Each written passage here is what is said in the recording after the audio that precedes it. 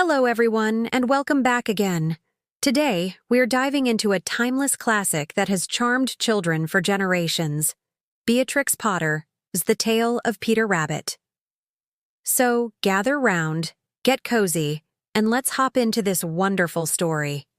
Once upon a time, nestled underneath the roots of a very big fir tree, lived a mother rabbit and her 4 little bunnies. Their names were Flopsy, Mopsy, Cottontail, and Peter. One sunny morning, their mother, Mrs. Rabbit, gathered them close. "Now, my dears," she said, "you may go into the fields or down the lane, but whatever you do, do not go into Mr. McGregor's garden. Your father had a terrible accident there. He was put into a pie by Mrs. McGregor." Flopsy, Mopsy, and Cottontail, who were very good little bunnies, listened to their mother and hopped right down the lane to pick blackberries. But Peter was a very mischievous rabbit. The moment his mother's back was turned, he made a beeline for that forbidden garden. He slipped right under the gate, squeezed through a gap in the fence, and found himself in the middle of Mr. McGregor's vegetable patch. For a moment, Peter completely forgot his mother's warning. The garden was a feast for the eyes. He started by nibbling on some crisp lettuce, then moved on to some tender French beans. After a while, he started to feel a bit sick, so he went looking for some parsley to settle his tummy.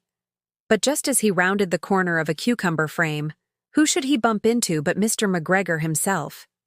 Mr. McGregor jumped up, waving a rake and shouting, "Stop, thief!" Peter was absolutely terrified. He dashed away as fast as his little legs could carry him, losing his tiny blue jacket and his slippers in his frantic escape. He even hid inside a watering can, which was unfortunately full of cold water. Soaking wet and scared, he managed to scramble out and kept running, with Mr. McGregor hot on his heels. He darted through gooseberry bushes, getting tangled in the netting, and soon became completely lost. He couldn't find the gate anywhere. Exhausted and hopeless, Peter sat down among the flower pots and began to cry. He was so lost and so frightened. He thought he'd never see his family again. But just then, through his teary eyes, he spotted it. The gate.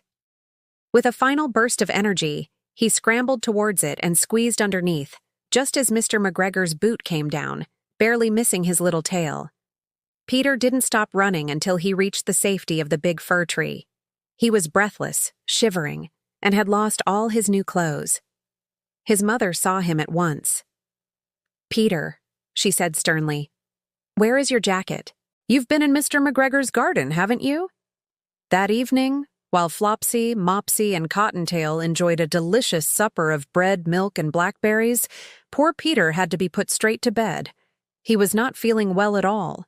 His mother gave him a dose of chamomile tea and a long talk about why it's so important to listen to your elders. The story of Peter Rabbit is a simple but powerful reminder that listening to good advice can save us from a lot of trouble. Peter's adventure, fueled by curiosity, led to nothing but fear, sickness, and a lost jacket. I hope you enjoyed this retelling of a beloved classic. What's your favorite part of Peter's adventure? Let me know in the comments below. Thanks for watching. Bye.